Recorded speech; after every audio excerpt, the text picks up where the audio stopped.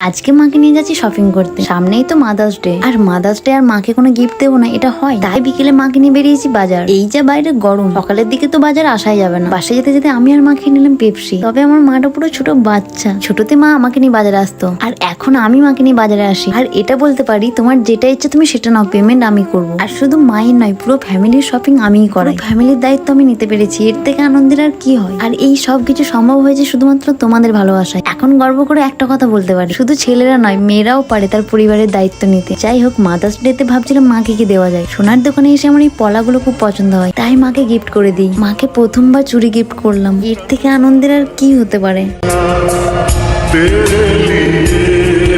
হয়তো আমি খুব একটা বেশি টাকা ইনকাম করি না, কিন্তু আমি আমার মায়ের ছোট ছোট স্বপ্নগুলো পূরণ করতে পারছি। মায়ের এই আংটিটা পছন্দ হয়েছিল, তাই মাকে এটাও গিফট করে দিলাম।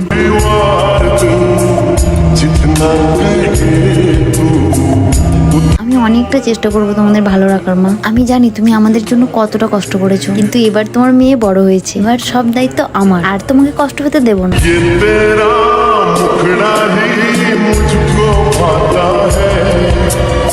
তারপর আমরা সোনার দোকান থেকে বেরিয়ে পড়লাম। আর আজ আমি অনেকটা খুশি ছিলাম, কারণ এই প্রথমবার মাকে আমি সোনার কিছু গিফট করতে পারলাম। আমি খুব বেশি টাকা চাই না, জীবনে শুধু এতটুকু টাকা চাই, যেটাকে আমি মায়ের সব স্বপ্ন পূরণ করতে পারবো।